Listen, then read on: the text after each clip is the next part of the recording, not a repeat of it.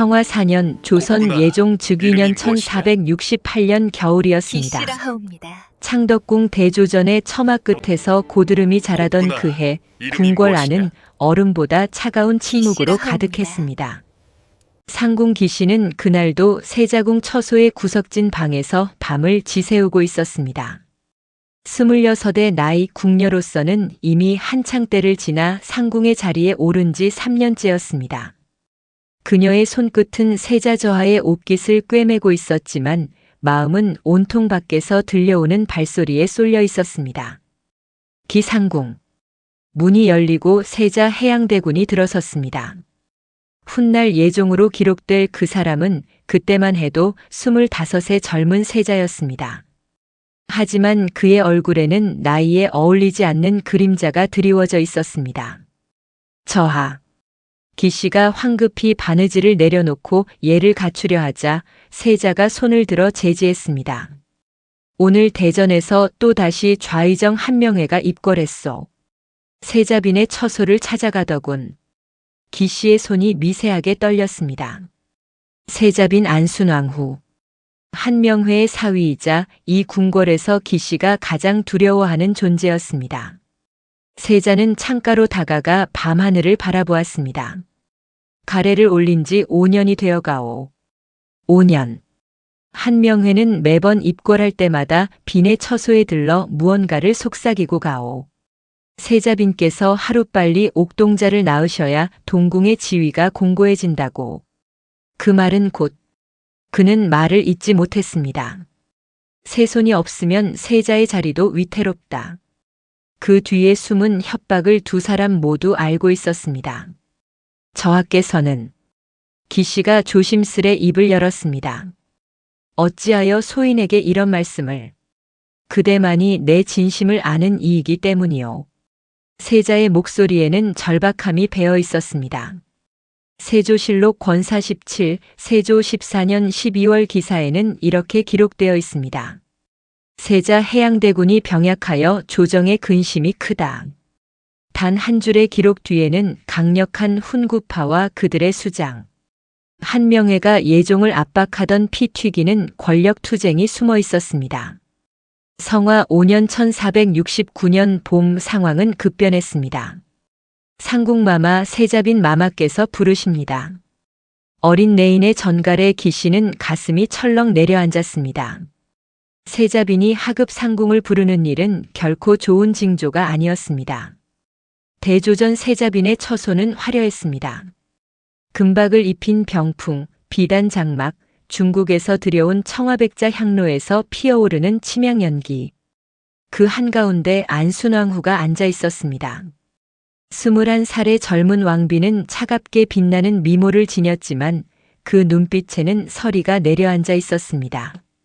기상궁이라 하였지? 예, 마마. 그대가 저하의 처소를 수발든다 들었소. 요즘 저하의 옥체는 어떠하신지? 기씨는 고개를 더욱 깊이 숙였습니다. 이 질문에는 함정이 있었습니다. 세자의 건강에 대해 자세히 안다는 것 자체가 의심을 사는 일이었습니다. 소인은 다만 명을 받들어 의복과 침구를 정돈할 뿐이옵니다. 안순왕후가 차갑게 웃었습니다. 정돈만 하는 자가 저하의 침소 가까운 처소를 쓴단 말이오? 그 순간 기씨는 깨달았습니다. 세자빈은 이미 알고 있었습니다. 세자가 자신에게 마음을 두고 있다는 것을. 소인은 더는 말하지 마시오.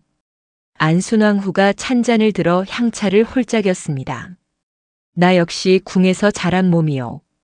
은밀한 정이 어찌 흘러가는지 모를 리 없소. 하나 기상궁. 그녀의 목소리가 한층 낮아졌습니다. 그 정이 열매를 맺는 일은 없어야 할 것이오. 동궁의 정통은 오직 세자빈의 소생에게서만 나와야 하니. 이는 나의 뜻이자 영의정 한명회 대감의 뜻이기도 하오.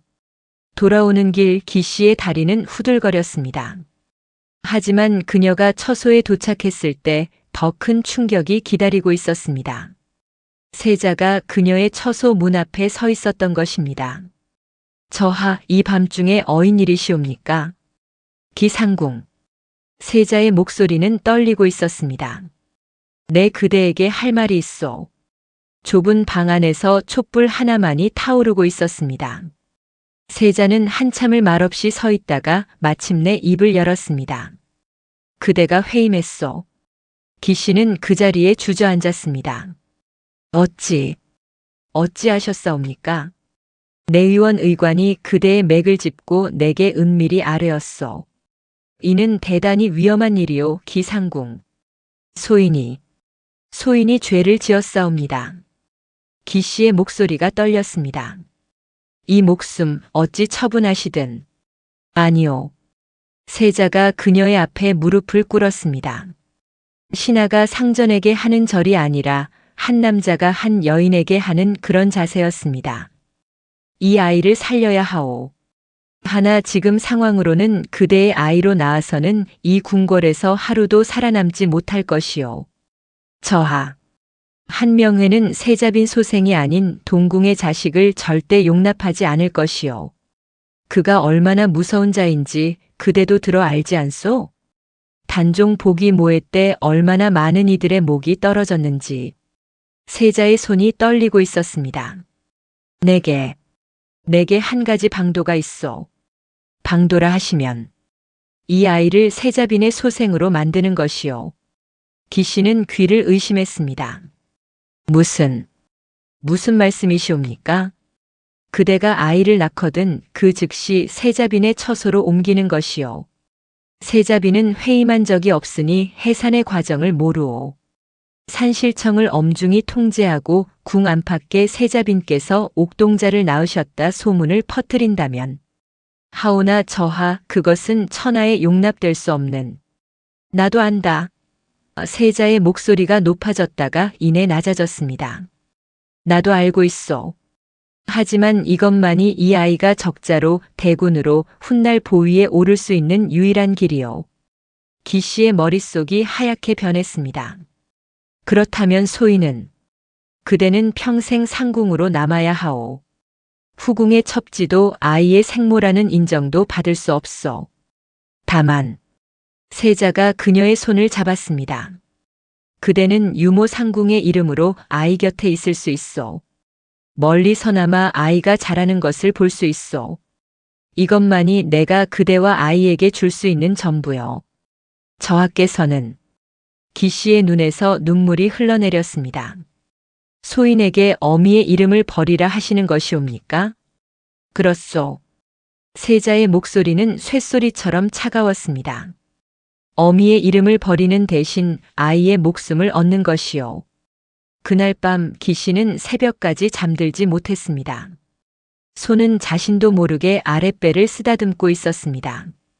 그 안에서 자라고 있는 작은 생명. 자신의 살과 피로 이루어진 그 아이. 부귀영화를 누릴 수 있는 기회가 왔구나. 어떤 목소리가 속삭였습니다. 후궁이 되어 은전을 받고 아이를 왕자로 키우고 훗날 대비가 될 수도 있지 않겠느냐. 하지만 또 다른 목소리가 냉정하게 답했습니다. 그렇게 되면 아이는 한명회의 칼날 앞에 서게 될 것이다. 서자로 태어난 왕자가 얼마나 비참한 운명을 맞는지 너는 이 궁궐에서 보아 알지 않느냐. 성종실록 권일, 성종 즉위년 기사를 보면 이런 대목이 나옵니다. 예종의 후궁 소생은 없었고 다만 상궁 기씨가 은총을 입어 아들을 낳았으나 요절하였다. 그 한 줄의 기록이 만들어지기까지 한 여인이 무엇을 버려야 했는지는 그 어디에도 적혀 있지 않습니다. 성화 5년 가을 기씨의 배가 부르기 시작했습니다. 세자는 극도로 은밀하게 일을 진행했습니다. 산실청은 평소보다 2배로 엄중하게 경비를 세웠고 궁 안팎에는 세자빈 마마께서 대길하신 기운이 있으시다는 소문이 퍼졌습니다. 안순왕후는 자신이 회임한 적이 없음에도 세자의 명으로 대조전 깊은 곳에서 몸조리를 한다는 명목으로 칩거했습니다. 기씨는 그 시간 동안 자신이 내린 결정의 무게를 매일 밤 느껴야 했습니다. 내가 낳은 아이를 내가 안아보지 못할 것이다. 내 젖을 물릴 수는 있어도 어미라 불릴 수는 없을 것이다. 하지만 그녀는 결코 후회하지 않았습니다. 달이 차고 이지러지는 것을 9번 보았을 때 마침내 그날이 왔습니다. 성화 5년 11월 7일 인성대군이 태어난 날이었습니다. 산실청의 불빛이 밤새 꺼지지 않았고 기씨의 비명소리는 두꺼운 장막에 막혀 밖으로 새어나가지 못했습니다. 아이가 첫 울음을 터뜨렸을 때 기씨는 정신을 잃기 직전이었습니다. 대군이십니다. 옥동자이십니다. 의관의 외침이 들렸지만 기씨의 눈앞은 이미 흐릿했습니다. 아이를 보여주오. 하지만 그녀의 청은 묵살되었습니다. 갓 태어난 아기는 즉시 금빛 보자기에 쌓여 세자빈의 처소로 옮겨졌습니다. 기씨가 의식을 잃기 직전 마지막으로 본 것은 자신의 피로 붉게 물든 벤의 쩌고리가 궁녀의 손에 들려나가는 모습이었습니다. 그녀는 그 1000조각 한 자락을 손톱으로 뜯어 품에 감췄습니다. 이틀 뒤 기씨가 깨어났을 때 궁궐 전체는 잔치 분위기였습니다. 세자빈 마마께서 옥동자를 낳으셨다. 대군께서 탄강하셨다. 기씨는 비틀거리며 일어나 창가로 갔습니다. 저 멀리 대조전에서는 축하 잔치가 벌어지고 있었습니다. 그녀가 목숨 걸고 낳은 아이의 탄생을 축하하는 잔치. 하지만 그 주인공은 자신이 아닌 안순왕후였습니다. 기상궁마마. 어린 레인이 들어왔습니다. 저하의 명이 계셨사옵니다. 상궁마마께서는 오늘부터 대군마마의 유모상궁으로 임명되셨사옵니다. 유모상궁. 자신이 낳은 아이를 돌보되 어미가 아닌 종으로 돌보라는 명령이었습니다. 기씨는 떨리는 손으로 품속의 베네 쩌고리 조각을 만졌습니다. 아직도 축축하게 젖어있는 그 천에서는 아이의 채취가 희미하게 풍겼습니다. 알겠나이다. 그녀의 대답은 차분했지만 그 목소리 안에 담긴 슬픔은 온 궁궐을 적시고도 남을 만큼 깊었습니다. 부귀영화보다 강한 것은 생존 본능이었습니다. 그리고 그 생존 본능보다 더 강한 것은 자식을 살리려는 어미의 본능이었습니다. 기씨는 그날 밤 평생 처음으로 자신의 이름을 저주했습니다. 그리고 평생 마지막으로 자신의 선택을 축복했습니다. 성화 5년 1469년 겨울 창덕궁 대조전 세자빈 처소 인성대군이 태어난 지 보름이 지났습니다. 궁궐의 축하 분위기는 여전했지만 기씨에게는 매일이 지옥이었습니다. 산후 조리를 마친 그녀는 드디어 유모 상궁의 자격으로 대군의 처소에 입궐할 수 있게 되었습니다. 하지만 그것은 어미로서의 재회가 아니라 종으로서의 첫 출근이었습니다. 기상궁 들어오시오. 안순왕후의 목소리가 처소 안에서 들려왔습니다. 기씨는 떨리는 손으로 문을 열었습니다. 화려한 금박 병풍 앞 비단요 위에 작은 요람이 놓여 있었습니다. 그 안에서 보름된 아기가 작은 손을 움직이고 있었습니다. 기씨의 가슴이 미친 듯이 뛰었습니다. 저 아이, 저 작은 생명이 자신의 뱃속에서 나온 것입니다. 어서 대군마마께 문안드리지 않고 무엇하시오? 안순왕후의 차가운 목소리에 기씨는 정신이 번쩍 들었습니다. 그녀는 바닥에 무릎을 꿇고 깊이 절했습니다. 소인 기씨, 대군마마 옥체 문안드리옵니다. 자신이 낳은 아이에게 절을 하는 것. 이것이 기씨가 치러야 할 첫 번째 대가였습니다. 대군께서는 온기가 유별나시어 밤낮으로 젖을 찾으신다오. 안순왕후가 말했습니다. 유모 상궁으로 드린 이유는 바로 그것이오. 궁녀들이 아무리 달래도 울음을 그치지 않으시니 그대가 직접 젖을 물리도록 하시오. 예, 마마. 기씨가 요람에 다가가자 아기가 작은 눈을 떴습니다. 열흘 전 처음 세상에 나왔을 때보다 훨씬 또렷해진 눈동자. 그 눈이 기씨를 바라보았습니다. 알아보는 것일까? 기씨는 생각했습니다. 내가 이 아이의 어미라는 것을. 하지만 아기는 그저 배고픈 듯 입을 쩝쩝거릴 뿐이었습니다. 어서 젖을 물리지 못할까? 안순왕후의 재촉에 기씨는 조심스럽게 아기를 안아 올렸습니다.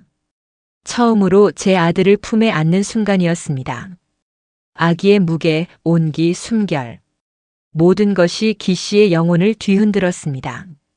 마마. 기 씨의 목소리가 떨렸습니다. 소인이 아니 대군 마마를 이리 안아도 되옵니까? 유모가 아기를 안는 것이 무엇이 이상하단 말이오? 어서 젖을 물리시오. 기 씨는 떨리는 손으로 옷깃을 풀고 아기에게 젖을 물렸습니다. 아기가 본능적으로 입을 벌려 젖을 빨기 시작했습니다. 그 작은 입술의 움직임, 목을 넘기는 소리, 따뜻한 숨결이 기 씨의 가슴에 닿았습니다. 눈물이 쏟아질 것 같았지만 기 씨는 꾹 참았습니다. 안순왕후가 지켜보고 있었기 때문입니다. 기상궁. 예, 마마. 그대가 대군을 돌보는 것은 오직 유모로서의 직분 때문이요. 그 이상의 정을 품는 일은 없어야 할 것이요. 안순왕후의 목소리는 날카로웠습니다. 대군께서는 본궁의 아드님이시요. 본궁이 10달을 품고 낳은 자식이요. 그대는 다만 궁의 녹을 받아 젖을 제공하는 유모일 뿐이요. 이를 명심하시오. 명심하겠나이다가 마마. 기 씨의 대답은 차분했지만 품 안의 아기를 바라보는 그녀의 눈빛에는 말로 표현할 수 없는 슬픔이 가득했습니다. 성화 6년 1470년 봄 인성대군이 도를 맞이했습니다. 예종실록 권호 예종 1년 11월 기사에는 이렇게 적혀 있습니다. 왕자 인성대군의 탄의를 맞아 종친과 백관이 축하드렸다. 화려한 돌잔치가 열렸고 궁궐 전체가 축제 분위기였습니다. 하지만 기 씨에게 그날은 가장 참담한 날이었습니다. 돌잔치가 열리는 대전에서 안순왕후는 화려한 당의를 입고 아기를 품에 안았습니다. 훈구 대신들과 궁궐의 모든 이들이 축하 인사를 올렸습니다. 세자빈 마마 대군 마마께서 총명하시어 장차 나라의 큰 기둥이 되시리이다. 마마의 덕으로 이렇게 옥동자를 낳으시니 동궁의 경사가 아닐 수 없사옵니다. 안순왕후는 은은한 미소를 지으며 축하를 받았습니다. 그 뒤편에서 기 씨는 다른 궁녀들과 함께 무릎 꿇고 앉아 있었습니다. 수십 명의 궁녀 중 하나로 그저 잔치를 준비하고 시중드는 존재로 저 아이는 내가 10달을 품었다. 기 씨는 속으로 외쳤습니다. 내 몸을 찢고 나온 내 핏줄이다. 저 작은 손가락, 저 작은 발가락 하나하나가 내 뱃속에서 자라난 것이다. 하지만 그 누구도 그 진실을 알지 못했습니다. 아니, 알아서는 안 되는 진실이었습니다. 돌잔치가 끝나고 대군이 낮잠을 자는 동안 기 씨는 혼자 처소 구석에서 아이가 입었던 베네 저고리를 꺼내보았습니다. 출산 당일 뜯어 간직했던 그 천조각. 이제는 빛이 바래고 낡았지만 여전히 아이의 냄새가 희미하게 남아 있었습니다. 상궁마마, 대군마마께서 깨어나셨사옵니다. 어린 내인의 목소리에 기 씨는 황급히 천조각을 품에 감추고 처소로 향했습니다. 요람에서 깨어난 인성대군이 작은 손을 뻗으며 옹알이를 하고 있었습니다. 한 돌이 지나자 아이는 이제 간단한 소리를 낼 수 있게 되었습니다. 마. 기 씨의 가슴이 철렁했습니다. 저 소리, 저 작은 입술에서 나오는 저 소리. 대군마마 마마를 찾으시는구려. 옆에 있던 나인이 말했습니다. 어서 세자빈 마마를 모셔오시지요. 기 씨는 아무 말도 할 수 없었습니다.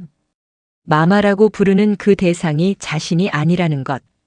자신이 낳은 아이가 다른 여자를 어미라 부를 것이라는 사실이 비수처럼 가슴에 박혔습니다.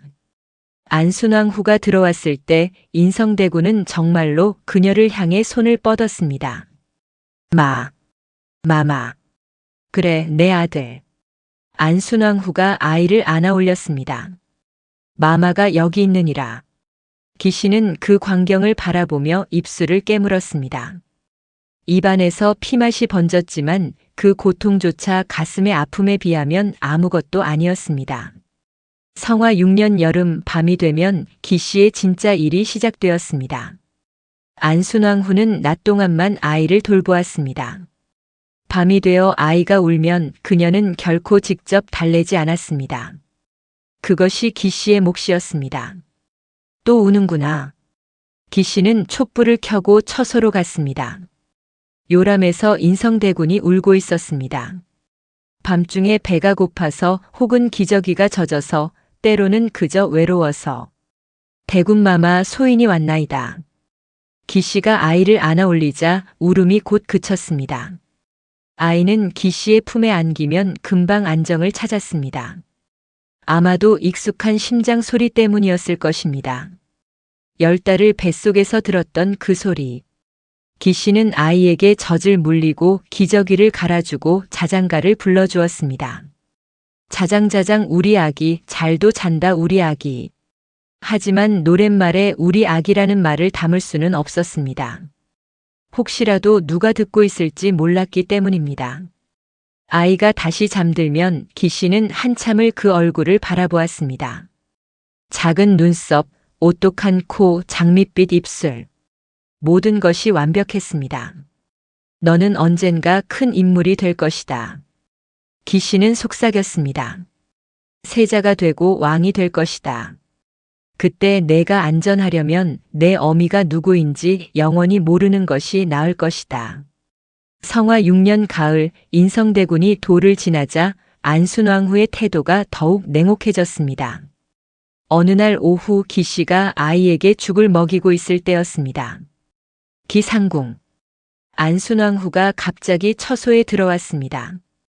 기씨가 황급히 아이를 내려놓고 절하려 하자 안순왕후가 손을 들어 제지했습니다. 절은 필요 없소. 다만 한 가지 묻겠소. 말씀하옵소서 마마. 그대는 대군을 돌보면서 무슨 생각을 하오? 기씨는 조심스럽게 대답했습니다.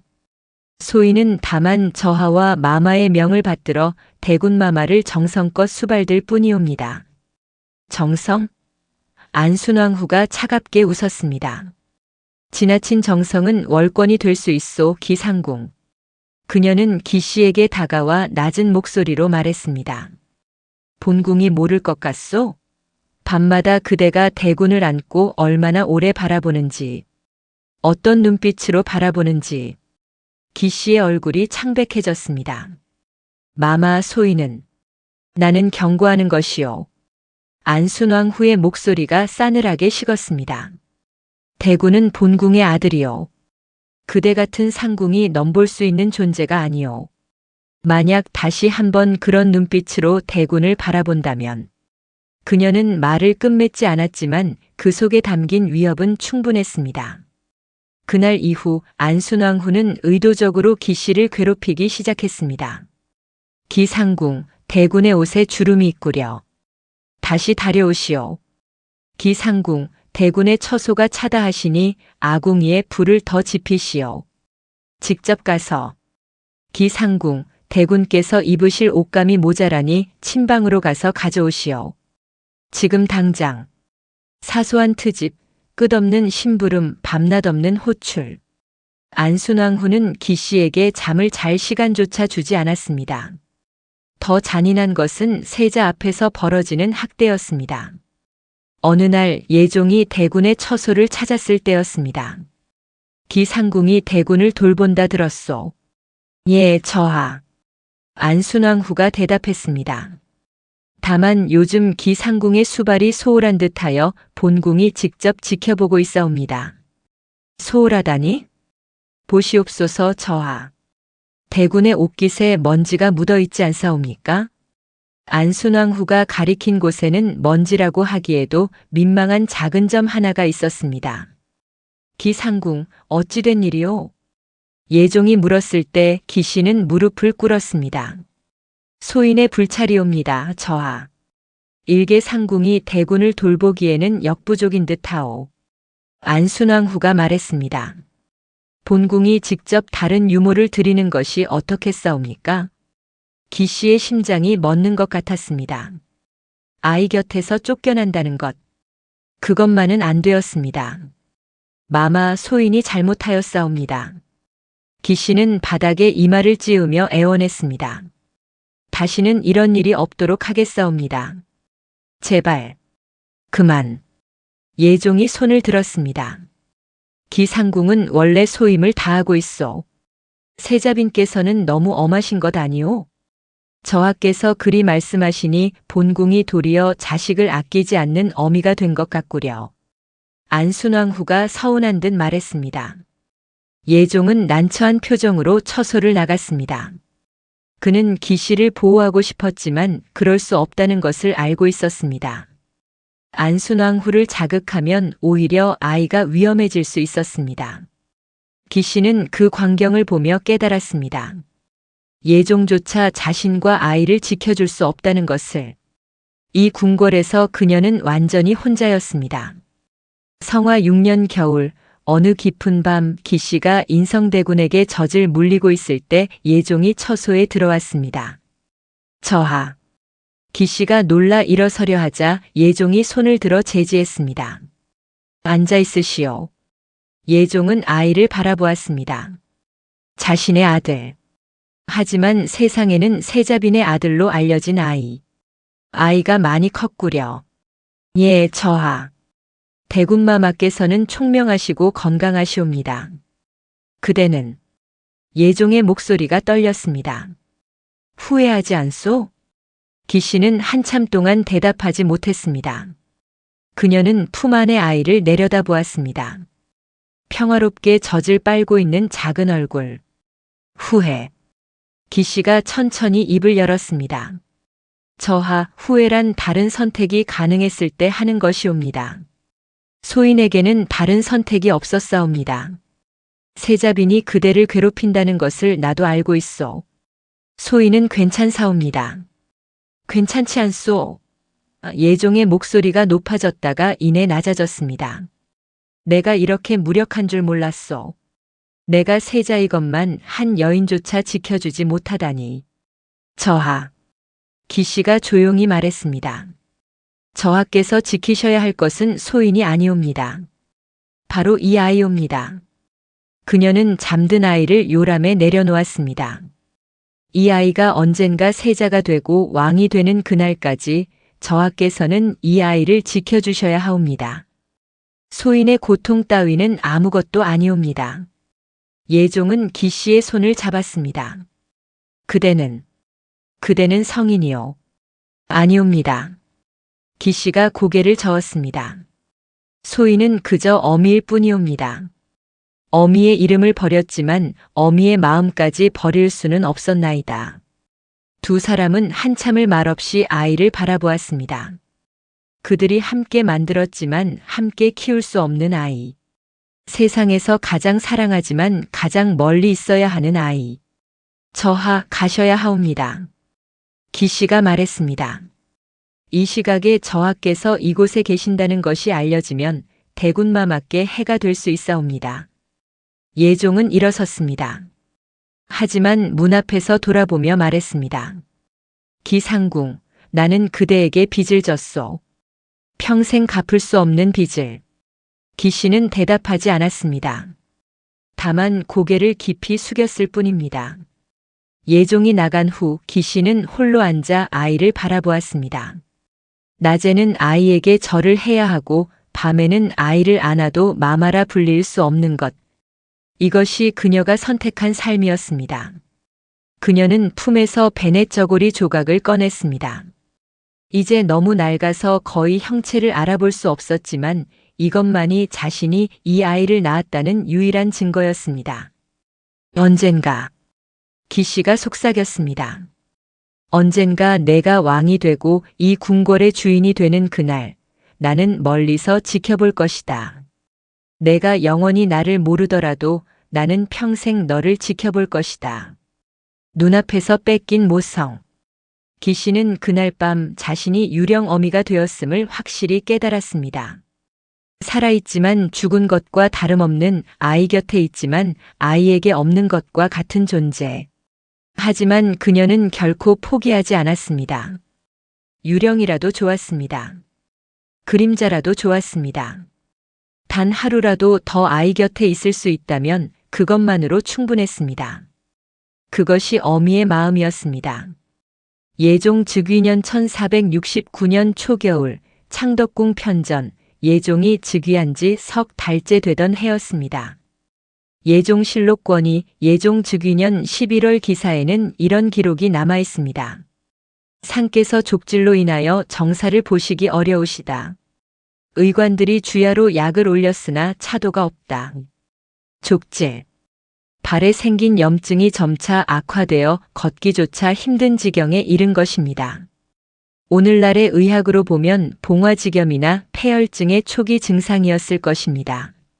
하지만 당시의 의술로는 뚜렷한 치료법이 없었습니다. 전하, 오늘도 조회를 미루시옵니까? 영의정 한명회의 목소리가 편전 밖에서 들려왔습니다. 그 목소리에는 걱정보다는 의심이 섞여 있었습니다. 과인이 몸이 불편하다 하였거늘 경은 계속 독촉하는가? 예종의 목소리는 떨리고 있었습니다. 발의 통증 때문이기도 했지만 한명회 앞에서 자신의 약한 모습을 보일 수 없다는 두려움 때문이기도 했습니다. 전하의 옥체가 불편하시다는 소문이 자자하옵니다. 신하들이 불안해하고 있사옵니다. 소문? 예종이 차갑게 웃었습니다. 경이 그 소문을 퍼뜨리는 것은 아니겠지? 한명회는 대답하지 않았습니다. 그의 침묵이 곧 대답이었습니다. 물러가시오. 과인은 오늘 정사를 보지 않을 것이오. 한명회가 물러간 후 예종은 내관을 불렀습니다. 기시 상궁을 불러들이도록 하라. 은밀하게. 예, 전하. 해가 진 후 기시는 내관의 안내로 예종의 침소로 들어갔습니다. 왕의 침소에 상궁이 혼자 들어간다는 것은 매우 이례적인 일이었습니다. 하지만 예종은 자신의 약한 모습을 신하들에게 보일 수 없었고 그래서 기시만을 불렀습니다. 저하. 기시가 들어서자 침상에 누워있던 예종이 힘겹게 몸을 일으켰습니다. 오셨소, 기상궁. 촛불 아래 예종의 얼굴은 창백했습니다. 이마에는 식은땀이 맺혀 있었고 입술은 바짝 말라 있었습니다. 저하, 옥체가 많이 불편하신 것 같사옵니다. 발을 보시오. 예종이 이불을 걷어올렸습니다. 기시는 숨을 죽였습니다. 왕의 오른발은 심하게 부어올라 있었고 발목 부근에는 고름이 차 있는 것이 보였습니다. 붉게 부어오른 피부, 군데군데 터진 상처에서 흘러나오는 진물. 의관들이 매일 약을 올리지만 나아지지 않소. 예종의 목소리는 지쳐 있었습니다. 그들은 나의 병세가 얼마나 심한지 한명회에게 보고할 것이오. 그렇게 되면 그는 말을 잇지 못했습니다. 왕이 병들었다는 소식이 퍼지면 궁궐 안팎의 권력 구도가 흔들릴 것이었습니다. 특히 한명회는 그 기회를 놓치지 않을 것입니다. 소인이 돌봐드리겠나이다. 기씨가 조심스럽게 말했습니다. 그대가 소인이 어렸을 적 부친께서 다친 발을 돌보아드린 적이 있사옵니다. 고름을 짜내고 약초를 다려드리면 조금은 나아지시곤 하셨나이다. 예종은 한참을 기씨를 바라보다가 고개를 끄덕였습니다. 그렇다면 부탁하오. 기씨는 내관을 시켜 뜨거운 물과 깨끗한 천 그리고 의관에게서 받은 약재를 가져오게 했습니다. 그리고 예종의 발을 조심스럽게 뜨거운 물에 담갔습니다. 예종이 신음을 내뱉었습니다. 뜨거운 물이 상처에 닿자 고통이 몰려왔던 것입니다. 참으시옵소서, 전하. 곧 나아지실 것이옵니다. 기씨는 부드럽게 발을 씻기기 시작했습니다. 부어오른 피부, 고름이 찬 상처. 그녀의 손길은 조심스러웠지만 확실했습니다. 이제 고름을 짜내야 하옵니다. 아프시겠지만 참으셔야 하옵니다. 아시오. 기씨는 깨끗한 천으로 상처 주변을 눌렀습니다. 노랗고 끈적한 고름이 흘러나왔습니다. 예종은 이를 악물고 신음을 참았습니다. 조선의 왕이 수많은 군사를 거느린 임금이 지금은 한 여인의 손에 의지의 고통을 견디고 있었습니다. 전하, 거의 다 되었사옵니다. 고름을 다 짜낸 후 기씨는 약초를 달인 물로 상처를 닦고 깨끗한 천으로 감았습니다. 그 손길은 마치 아이를 돌보듯 부드럽고 세심했습니다. 편하시옵니까? 그렇소. 예종이 숨을 내쉬었습니다. 조금 나은 것 같소. 매일 이렇게 돌봐드리면 차차 나아지실 것이옵니다. 예종은 기씨를 바라보았습니다. 촛불 아래 그녀의 얼굴에는 땀이 맺혀 있었습니다. 왕의 발을 씻기고 고름을 짜내는 일은 결코 쉬운 일이 아니었지만 그녀는 한 번도 얼굴을 찌푸리지 않았습니다. 기상궁. 예, 전하. 그대는. 예종이 말을 꺼내기 어려워하다가 마침내 입을 열었습니다. 그대는 과인에게 왜 이리 헌신하오? 기씨는 잠시 대답을 머뭇거렸습니다. 저하께서는 인성대군마마의 아버지시옵니다. 대군마마가 온전히 자라시려면 저하께서 건강하셔야 하옵니다. 아들 때문이라는 말이오? 그렇다옵니다. 예종은 쓸쓸하게 웃었습니다. 그렇겠지. 그대에게 과인은 다만 아이의 아버지일 뿐이겠지. 고름을 짜내고 난 후 예종은 한결 편안한 표정이었습니다. 기씨는 물러가려 했지만 예종이 그녀를 붙잡았습니다. 조금만 더 있어 주시오. 과인은 그대와 이야기하고 싶소. 기씨는 조심스럽게 침상 옆 방석에 앉았습니다. 한명회가 나를 압박하고 있소. 예종이 말했습니다. 아들이 있으니 빨리 세자로 책봉하라고. 하지만 동시에 그는 내 병세를 탐색하고 있소. 만약 내가 오래 살지 못한다면. 전하, 불길한 말씀은 마옵소서. 아니오. 현실을 직시해야 하오. 예종의 목소리는 단호했습니다. 내가 만약 일찍 승하한다면 인성은 아직 너무 어리오. 석 살도 채 되지 않은 아이가 보위에 오른다는 것은. 그는 고개를 저었습니다. 한명회가 섭정을 하며 권력을 휘두를 것이오. 혹은 그보다 더한 일이 벌어질 수도 있어. 기씨의 얼굴이 창백해졌습니다. 더한 일이란 무엇을 의미하는지 그녀도 알고 있었습니다. 어린 왕을 폐위시키고 다른 인물을 옹립하는 것. 단종의 비극이 다시 반복될 수 있다는 뜻이었습니다. 그렇기에 기씨가 떨리는 목소리로 말했습니다. 그렇기에 더더욱 대군마마를 빨리 세자로 책봉하셔야 하옵니다.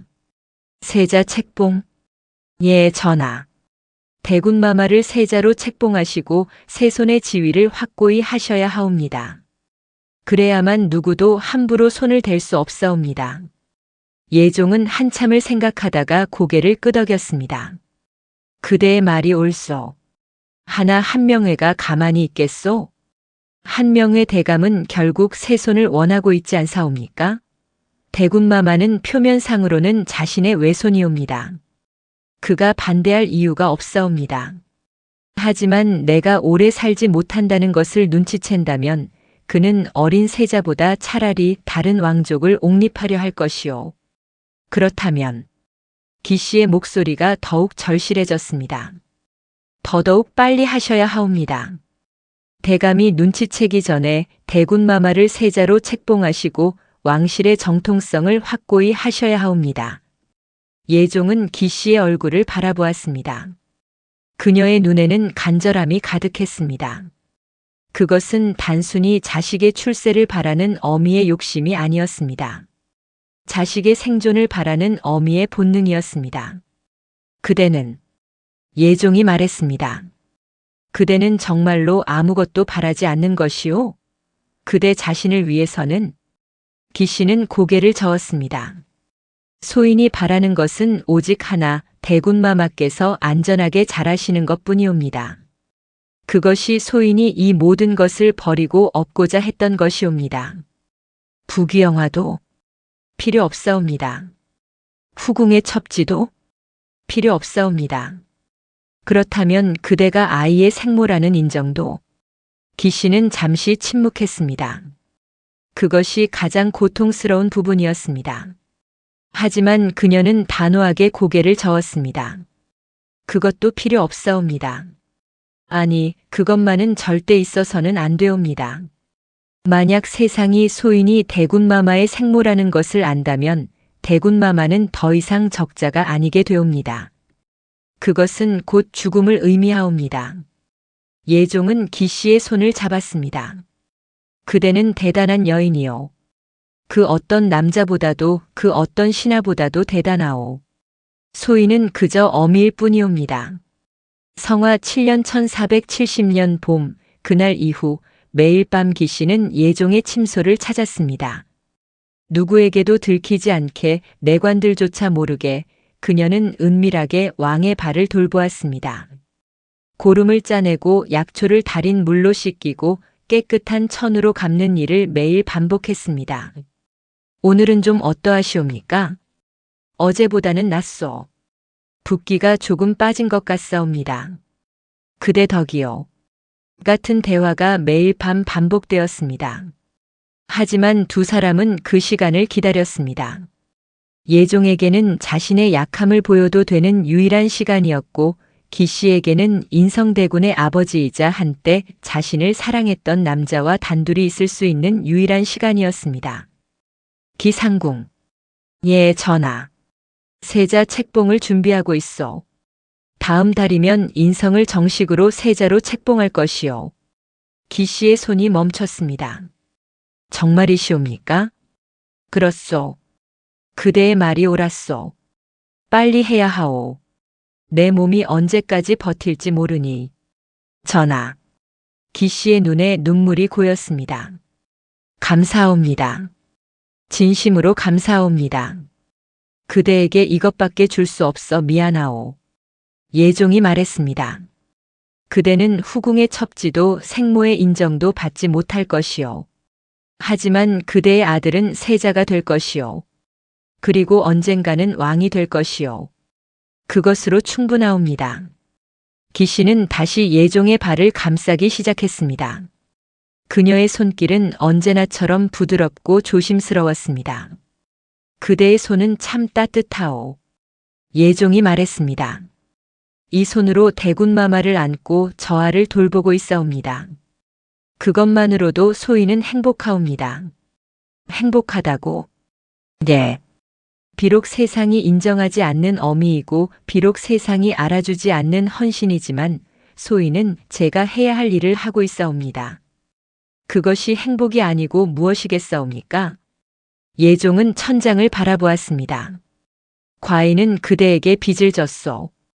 두 가지 빚을. 하나는 아이를 안전하게 해준 것, 또 하나는 이렇게 과인의 치부를 돌봐주는 것. 빚이 아니옵니다, 전하. 아니요, 빚이요. 그리고 과인은 그 빚을 갚을 방법이 없어. 그대에게 줄 수 있는 것이라곤 오직 아이의 안전뿐이요. 그것이면 충분하옵니다. 두 사람은 침묵 속에서 각자의 생각에 잠겼습니다. 예종은 생각했습니다. 이 여인은 세상에 그 무엇도 바라지 않는다. 오직 아이만을 바란다. 이런 순수한 사랑이 존재할 수 있단 말인가. 기씨는 생각했습니다. 이 사람의 발에서 나오는 고름은 이 나라의 썩어가는 권력을 닮았다. 하지만 내가 이것을 닦아내듯이 우리 아이는 언젠가 이 썩은 권력을 바로잡을 것이다. 예종 1년 1470년 4월 예종실록 권육, 예종 1년 4월 기사에는 이렇게 기록되어 있습니다.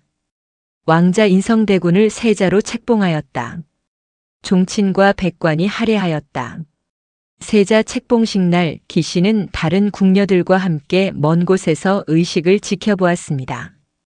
화려한 의복을 입은 어린 인성, 이제 세자가 된 그 아이는 떨리는 다리로 대전에 섰습니다. 겨우 두 돌을 넘긴 아이였지만 그는 씩씩하게 절차를 마쳤습니다. 세자 저하 천세, 천세, 천천세. 신하들의 외침이 울려 퍼졌습니다. 기씨는 그 소리를 들으며 눈물을 흘렸습니다. 하지만 그 눈물은 기쁨의 눈물만은 아니었습니다. 이제 이 아이는 더욱 위험해졌다. 기씨는 생각했습니다. 세자라는 지위는 보호막인 동시에 표적이다. 더 많은 이들이 이 아이를 노릴 것이다. 책봉식이 끝난 후 기씨는 세자궁으로 돌아왔습니다.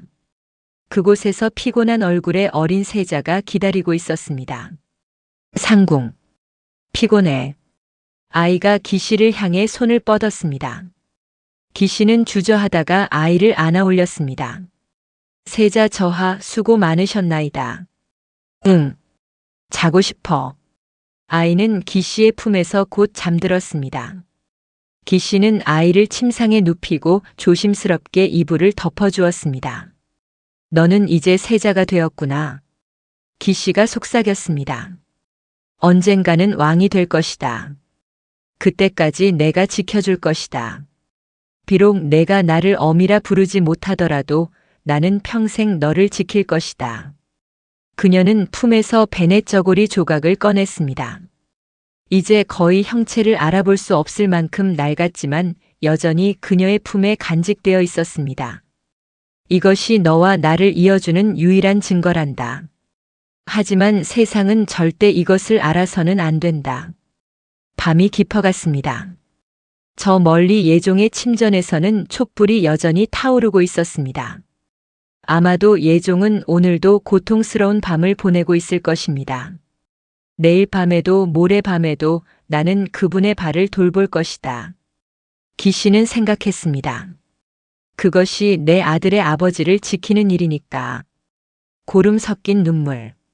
그것은 예종의 발에서 나온 고름이기도 했고 기씨가 매일 밤 흘린 눈물이기도 했습니다. 하지만 그 모든 고통과 눈물은 단 하나의 목표를 향하고 있었습니다. 인성세자의 생존. 그것만이 기씨가 모든 것을 버리고 얻고자 한 것이었습니다. 박 PD의 잔잔한 역사를 시청하고 계십니다. 구독과 좋아요는 새로운 주제를 발굴하는 큰 힘이 됩니다. 부탁드립니다. 예종 1년 1470년 가을 창덕궁 세자궁 인성세자가 3살이 되던 해 가을이었습니다. 예종실록 권팔 예종 1년 9월 기사에는 짧은 기록이 남아 있습니다. 세자가 갑자기 병원에 드시어 옥체가 불편하시다. 내의원에서 주야로 약을 올렸다. 하지만 그 한 줄의 기록 뒤에는 한 어미의 세계가 무너지는 나흘간의 지옥이 숨어 있었습니다. 세자 저하, 세자 저하. 새벽녘 급박한 외침에 기씨는 잠에서 깨어났습니다. 세자궁이 발칵 뒤집혔습니다. 기씨는 옷도 제대로 여미지 못한 채 세자의 침소로 달려갔습니다. 어인일이시옵니까? 세자 저하께서 고열에 시달리고 계시옵니다. 침상 위에 어린 세자가 누워 있었습니다. 작은 얼굴은 불처럼 붉게 달아올라 있었고 온몸에서 열기가 뿜어져 나오고 있었습니다. 아이는 의식이 희미한 상태로 가느다란 신음만을 내뱉고 있었습니다. 세자 저하. 기씨가 아이에게 달려가려 했지만 안순왕후가 먼저 아이를 안아 올렸습니다. 내 아들, 내 아들아. 안순왕후의 목소리는 떨리고 있었습니다. 어찌된 일이냐? 내 의원은 어디 있느냐? 이미 급히 전가를 보냈사옵니다, 마마. 곧 내의원 의관들이 황급히 달려왔습니다. 수석 의관이 아이의 맥을 짚고 혀를 살펴보았습니다. 마마 세자 저하께서는 급성 열병에 걸리신 것으로 보이옵니다. 급히 해열 처방을 올려야겠사옵니다. 그럼 어서 하지 못할까?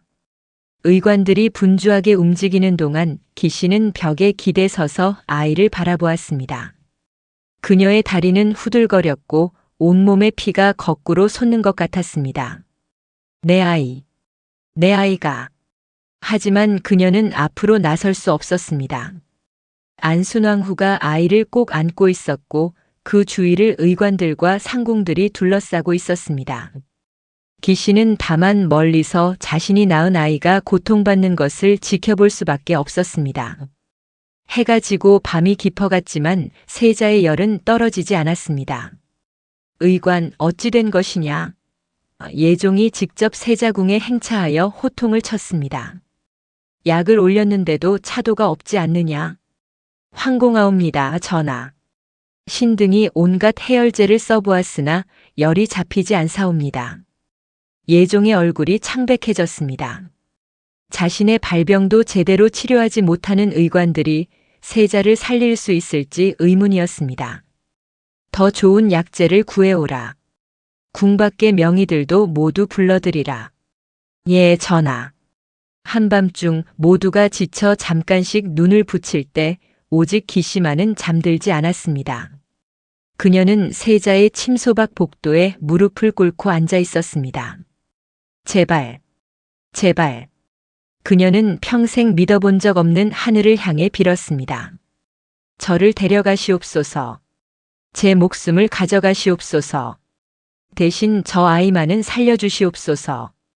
제가 모든 것을 버리고 지키려 한 저 아이만은. 기상궁 마마. 어린 나인이 다가왔습니다. 마마께서 부르시옵니다. 어서 들어가시옵소서. 기씨는 비틀거리며 일어나 안으로 들어갔습니다.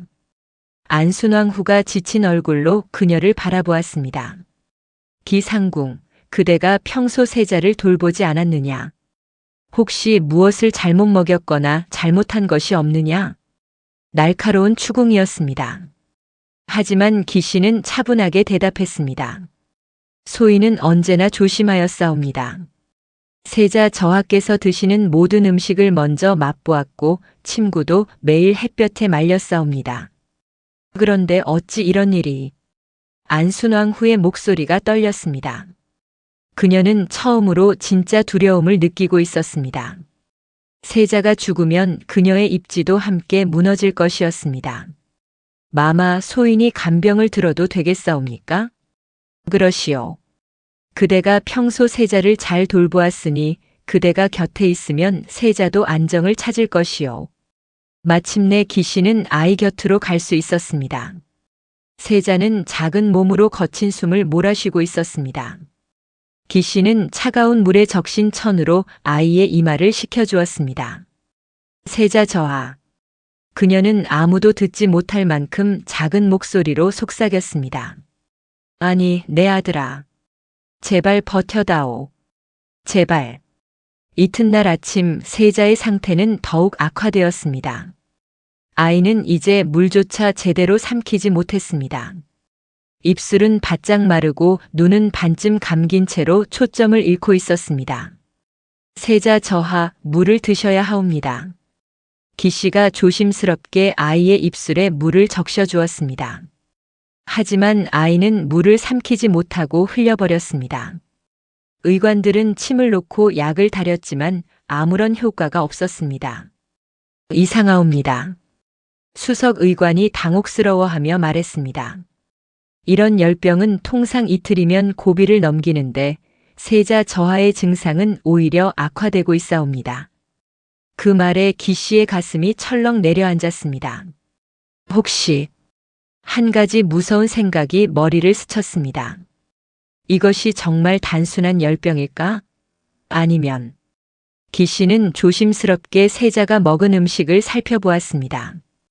약재, 죽물, 모든 것이 내의원에서 직접 관리한 것이었습니다. 하지만 만약 누군가가 의도적으로 그녀는 고개를 저었습니다.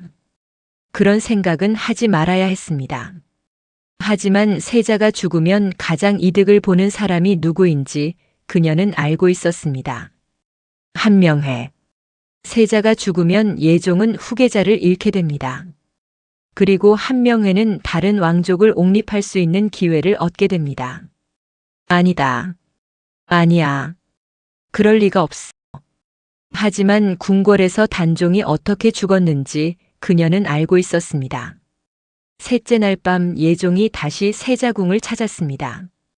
그의 발은 여전히 부어 있어 걷기조차 힘들었지만 그는 지팡이의 의지의 아들에게 왔습니다. 내 아들, 내 아들아. 예종이 세자의 손을 잡았습니다.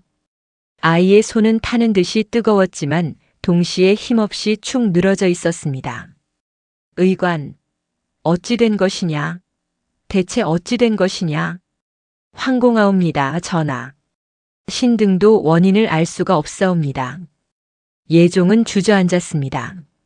조선의 왕이 무수한 군사를 거느린 임금이 자신의 아들 하나 살리지 못하고 있었습니다. 누가 내 아들을 구할 수 있단 말인가? 기씨가 앞으로 나섰습니다. 전하, 기상궁. 소인에게 한 가지 방법이 있사옵니다. 방법? 무슨 방법이요? 기씨는 조심스럽게 말했습니다. 소인의 고향에 약초꾼 노인이 계셨사옵니다. 그분께서 말씀하시길 급한 열병에는 찬물에 몸을 담가 열을 식혀야 한다 하셨나이다. 찬물에? 의관들이 놀라 소리쳤습니다. 그것은 위험하옵니다. 자칫하면 세자 저하께서 더 큰 충격을 받으실 수 있사옵니다. 하오나 지금 이대로는 기씨의 목소리가 떨렸습니다. 지금 이대로는 세자 저하께서 그녀는 끝까지 말하지 못했습니다. 하지만 모두가 그 의미를 알고 있었습니다. 예종은 한참을 고민하다가 고개를 끄덕였습니다. 아시오. 어차피 이대로 두어도 아이는 그러니 해보시오. 전하. 과인이 명하는 것이오. 기상궁 그대가 하시오. 한밤중 기씨는 차가운 물을 준비했습니다. 세자 저하 제발 버티십시오. 그녀는 아이의 옷을 벗기고 조심스럽게 물에 담갔습니다. 차가운 물이 뜨거운 몸에 닿자 아이가 약하게 경련했습니다. 버티십시오, 저하. 조금만 버티십시오. 기씨는 아이의 몸을 천으로 계속 닦아주었습니다. 이마, 목, 가슴, 팔다리. 그녀의 손은 떨리고 있었지만 멈추지 않았습니다. 내 아들아. 그녀는 아무도 듣지 못할 만큼 작게 속삭였습니다. 제발 살아다오. 내가 모든 것을 버리고 지키려 한 너를. 제발 이대로 가지 마라. 얼마나 시간이 흘렀을까. 갑자기 아이가 크게 기침을 했습니다. 콜록, 콜록. 세자 저하. 아이가 눈을 떴습니다. 희미하지만 분명히 눈을 떴습니다. 물을 드시겠다고 하시옵니다. 어서 물을. 기씨는 떨리는 손으로 물을 떠서 아이의 입에 가져다 댔습니다. 아이는 천천히 하지만 분명하게 물을 삼켰습니다. 세자 저하께서 깨어나셨사옵니다. 세자궁이 다시 술렁였습니다. 예종이 달려왔고 안순왕후가 달려왔고 의관들이 모두 모여들었습니다. 열이 떨어지고 있사옵니다. 의관이 맥을 짚으며 외쳤습니다. 세자 저하께서 고비를 넘기신 것 같사옵니다. 그 순간 기씨는 그 자리에 주저앉았습니다. 온몸에 힘이 빠져나가는 것 같았습니다. 살았다. 내 아이가 살았다. 새벽이 밝아왔습니다. 세자는 열이 떨어지고 의식을 되찾았습니다. 모두가 안도의 한숨을 쉬었습니다.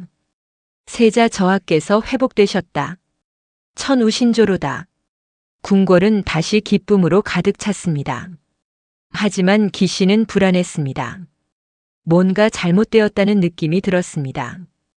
기상궁, 세자께 죽을 올리시오. 예, 마마. 기씨는 조심스럽게 아이에게 죽을 먹였습니다. 아이는 몇 숟가락을 먹고는 다시 잠들었습니다. 잘 주무시는구나. 역시 고비를 넘기셨어. 하지만 점심때가 되자 상황이 급변했습니다. 세자 저하께서 다시 열이 오르고 계시옵니다. 무슨 일이냐? 아침에 떨어졌던 열이 다시 치솟기 시작했습니다. 그리고 이번에는 더욱 심했습니다. 세자는 온몸을 뒤틀며 고통스러워했습니다.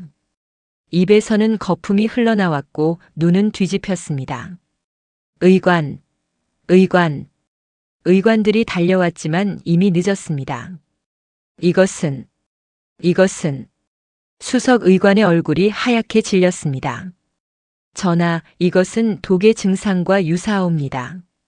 무엇? 예종의 외침이 세자궁을 뒤흔들었습니다. 독이라니. 대체 누가 세자에게 독을? 소인들은 모르옵니다. 하오나 이 증상은 분명. 더 이상 말을 잇지 못했습니다. 세자의 몸이 점점 차갑게 식어가고 있었습니다. 안 돼. 기씨는 아이를 안아 올렸습니다.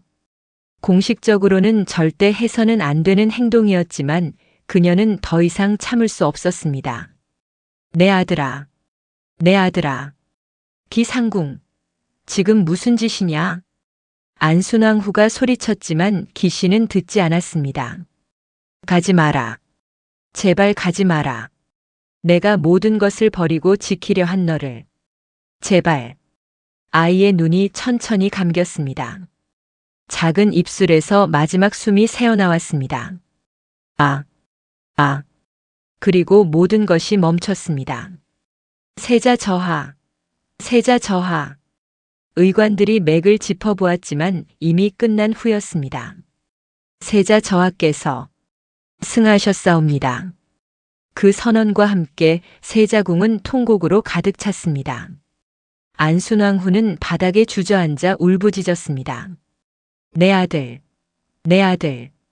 예종은 벽에 기대선 채 하늘을 올려다보았습니다. 그의 눈에서 눈물이 흘러내렸습니다. 하지만 누구보다 큰 고통은 기씨의 것이었습니다.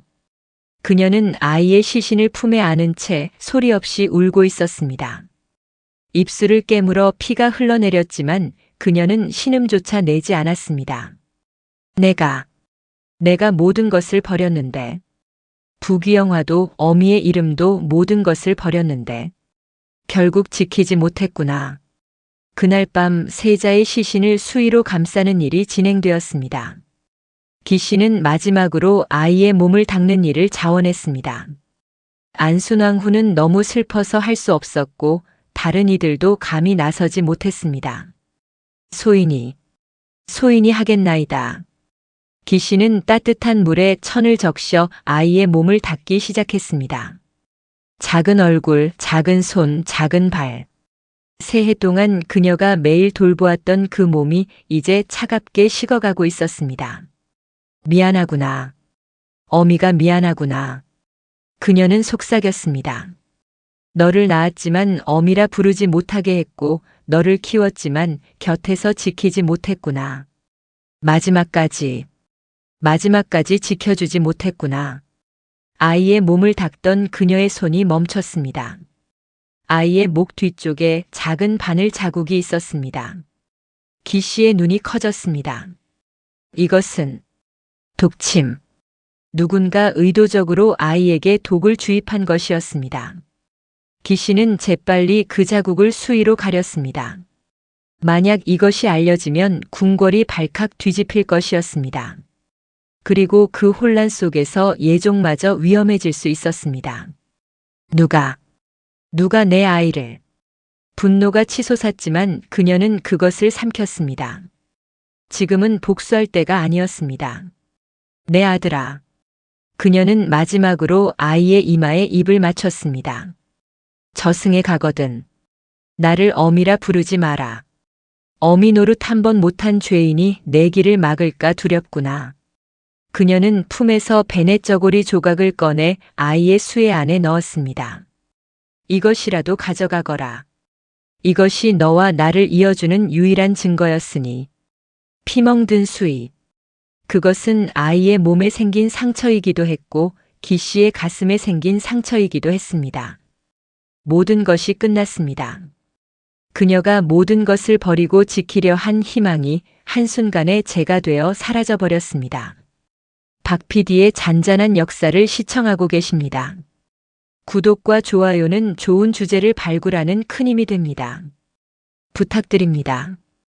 예종실록 권구 예종 1년 10월 기사에는 이렇게 기록되어 있습니다. 세자 인성대군이 조라였다. 나이 3살이었다. 예를 갖추어 장사 지냈다. 단 2줄.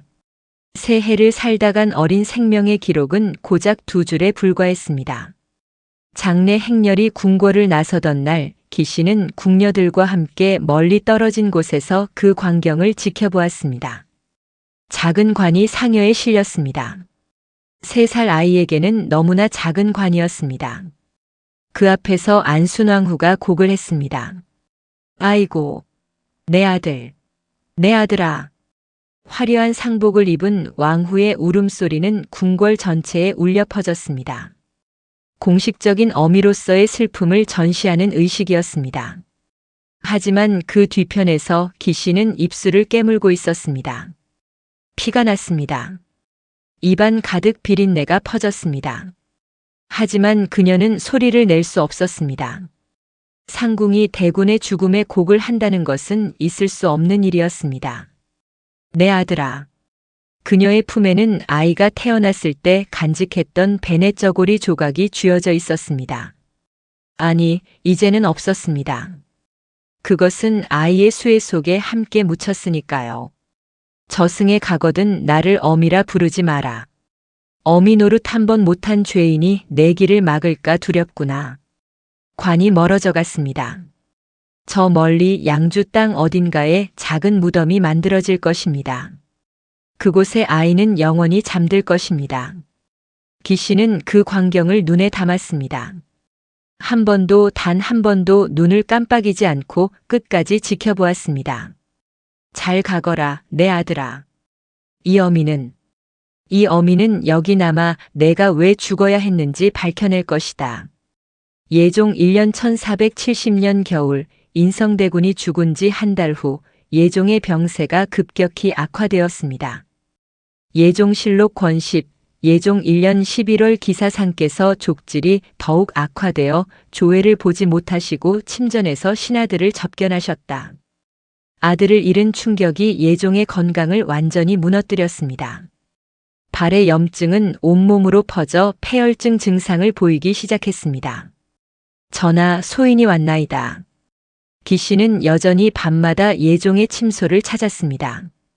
하지만 이제 왕의 상태는 이전과 비교할 수 없을 만큼 심각했습니다.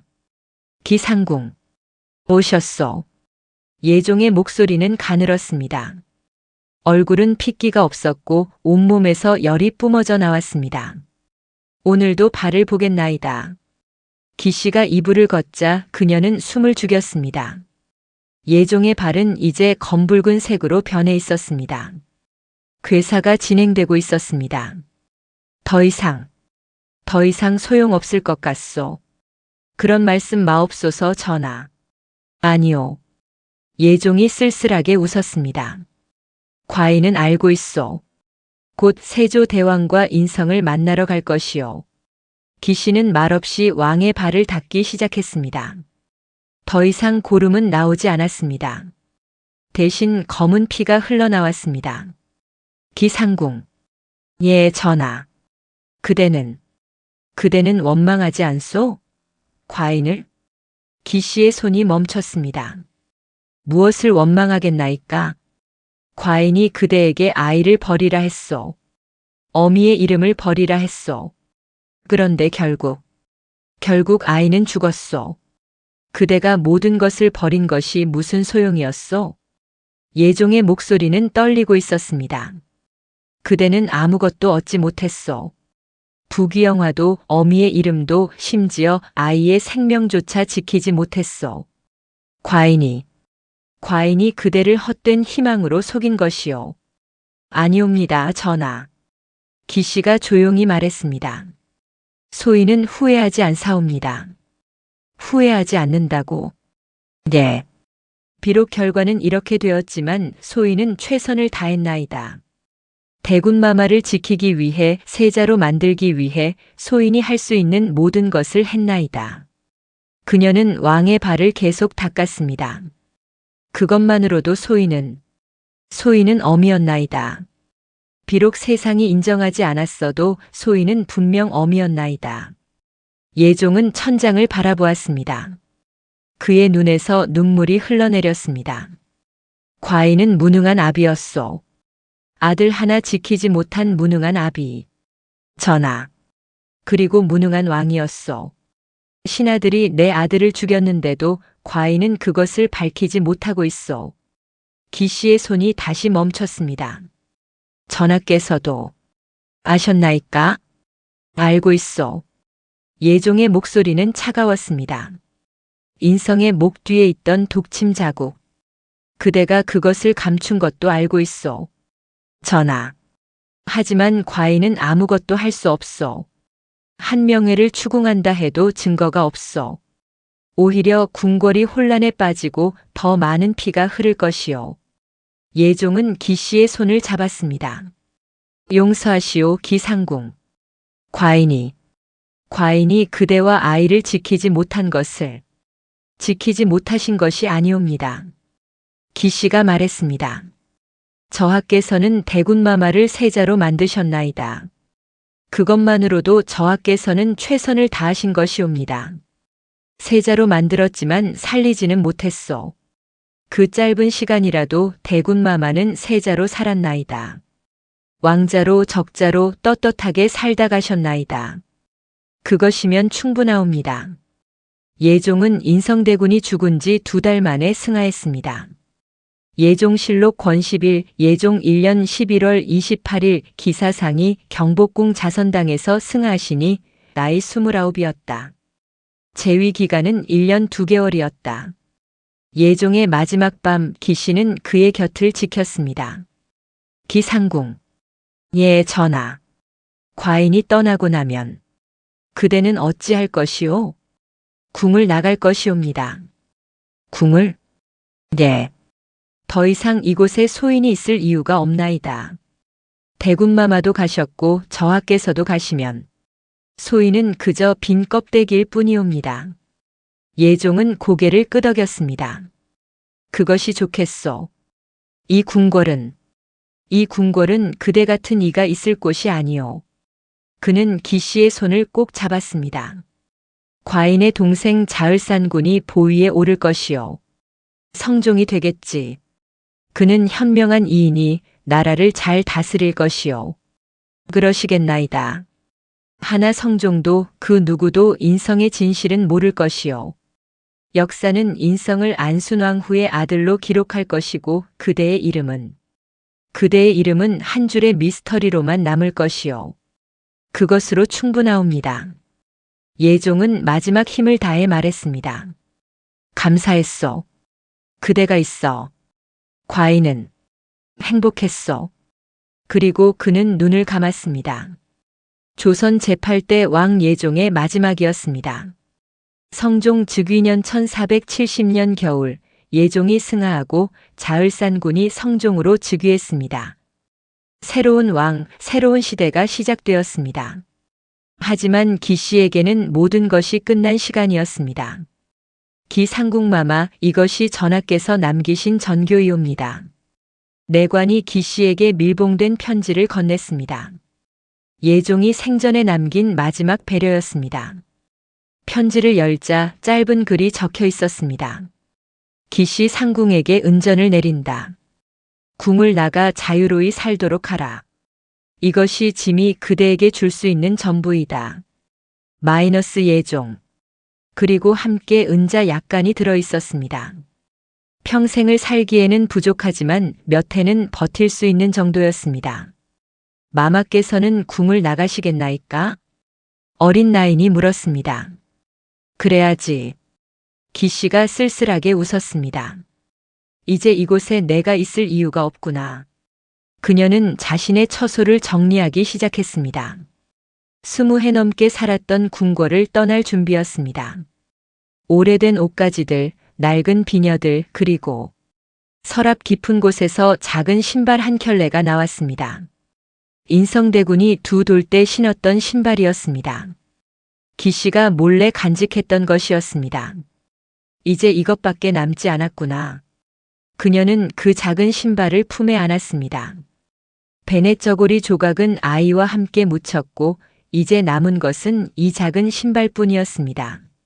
성종 즉위년 1470년 겨울 궁을 떠나기 전날 밤 기씨는 한 곳을 찾았습니다. 양주 땅 인성대군의 묘소였습니다. 작은 봉분 앞에 기씨는 무릎을 꿇고 앉았습니다. 내 아들아, 어미가 왔다. 바람이 불었습니다. 차가운 겨울 바람이 그녀의 뺨을 스쳤습니다. 어미라 부를 수 없다고 했지. 하지만 오늘만은 어미라 불러도 되겠지? 그녀는 품에서 작은 신발을 꺼냈습니다. 내가 신던 신발이다. 이것마저 묻어줄 수는 없구나. 어미가 가지고 있을게. 평생 간직할게. 기씨는 봉분에 이마를 대고 울었습니다. 궁궐에서는 한 번도 제대로 울지 못했던 그녀가 이곳에서는 마음껏 울 수 있었습니다. 미안하구나. 지켜주지 못해서. 어미 노릇 제대로 하지 못해서. 한참을 운 후 기씨는 일어섰습니다. 어미는 이제 떠난다. 하지만 가끔 다시 올게. 너를 보러 올게.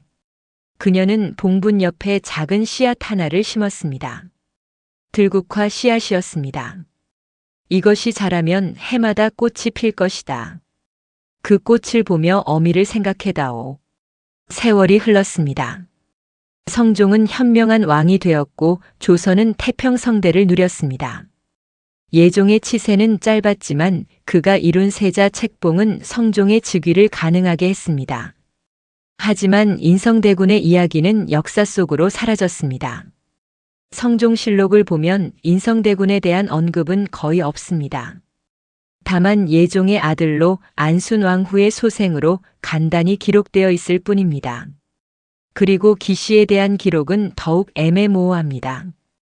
예종실록 권호의 한 구절 상궁 기씨가 은총을 입어 아들을 낳았다고 하나 자세한 것은 알 수 없다. 단 한 줄. 기씨의 모든 희생, 모든 고통, 모든 사랑이 단 한 줄로 축약되었습니다. 세월이 더 흘러 기씨는 노파가 되었습니다. 그녀는 인성대군의 묘소 근처에 작은 집을 짓고 살았습니다. 예종이 남긴 은자로 작은 밭을 일구며 조용히 살아갔습니다. 해마다 봄이 오면 그녀가 심었던 들국화가 피어났습니다. 노란 꽃잎이 바람에 흔들렸습니다. 또 피었구나. 기씨는 묘소 앞에 앉아 꽃을 바라보았습니다. 이제 그녀의 머리는 백발이 되었고 등은 구부러졌습니다. 내가 떠난 지 벌써 몇십 년이 흘렀구나. 어미는 이렇게 늙어버렸어. 그녀는 작은 신발을 꺼내 보았습니다. 수십 년을 간직한 그 신발은 이제 너무 낡아 형체를 알아보기 힘들었습니다. 이것마저 곧 부서지겠구나. 그러면 정말 아무것도 남지 않겠지. 바람이 불었습니다. 들국화가 흔들렸습니다. 하지만 괜찮아. 어미는 너를 기억하고 있어.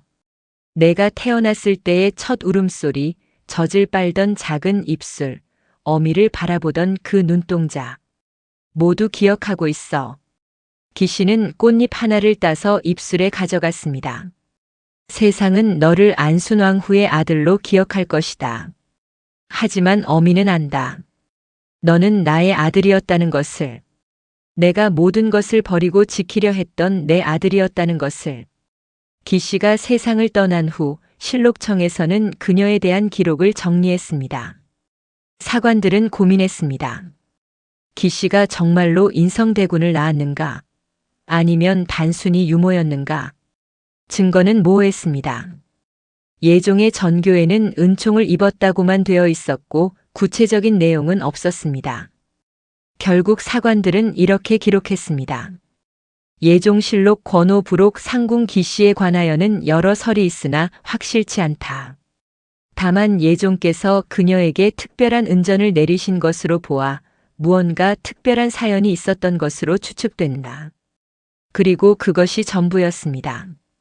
기씨가 인성대군을 낳았다는 진실, 그녀가 모든 것을 버렸다는 희생, 그녀가 밤마다 예종의 발을 닦았다는 헌신, 그 모든 것은 역사 속으로 사라졌습니다. 하지만 양주 땅 어딘가에 작은 봉분 옆에는 해마다 노란 들국화가 피어났습니다. 이름 없는 꽃. 세상은 그것이 왜 거기에 있는지 몰랐습니다. 누가 심었는지도 무엇을 의미하는지도 몰랐습니다. 하지만 그 꽃은 해마다 피어났습니다. 한 어미의 사랑을 기억하며, 한 어미의 희생을 증언하며, 세상이 잊어버린 진실을 조용히 지키며, 21세기 한 역사학자가 예종실록을 연구하던 중 이상한 기록을 발견했습니다. 상궁 기씨가 은총을 입어 아들을 낳았다고 하나, 왜 이렇게 애매하게 기록되어 있을까? 학자는 다른 자료들을 뒤졌습니다. 인성대군의 출생 기록, 안순왕후의 기록, 예종의 건강 기록. 그리고 마침내 한 가지 가능성을 발견했습니다. 혹시 인성대군의 생모가 기시였던 것은 아닐까? 하지만 증거는 없었습니다. 모든 것이 추측일 뿐이었습니다. 학자는 양주의 옛 기록을 찾아보았습니다. 그곳에 인성대군의 묘가 있다는 기록이 있었습니다. 그리고 그 옆에 정체를 알 수 없는 여인이 살았다는 기록도 있었습니다. 해마다 노란 꽃을 심던 노파가 있었다고 하네요. 지역 주민이 말했습니다. 그 꽃이 뭔지는 아무도 몰랐대요. 그냥 이름 없는 꽃이라고만 불렀죠. 학자는 그 자리에 서서 하늘을 올려다보았습니다. 이름 없는 꽃. 그렇구나. 이름을 버린 어미의 이야기였구나. 500년이 지나 마침내 누군가 그 진실에 다가갔습니다. 하지만 여전히 증명할 수는 없었습니다. 역사는 여전히 인성대군을 안순왕후의 아들로 기록하고 있었고 기씨는 여전히 미스터리로 남아 있었습니다. 그리고 그것이 아마도 기씨가 원했던 것일지도 모릅니다. 자신의 이름은 사라지더라도 아들이 적자로 세자로 떳떳하게 기억되는 것. 그것이 그녀가 모든 것을 버리고 얻고자 했던 것이었으니까요. 실록에는 이렇게 기록되어 있습니다. 상궁 기씨가 은총을 입어 아들을 낳았다. 단 한 줄. 하지만 그 한 줄 뒤에는 한 여인의 피눈물이 숨어 있습니다. 세상은 그것을 모릅니다. 하지만 해마다 봄이 오면 양주 땅 어딘가에서 노란 들국화가 피어납니다. 이름 없는 꽃이 잊혀진 어미의 사랑을 증언하며 조용히 그리고 영원히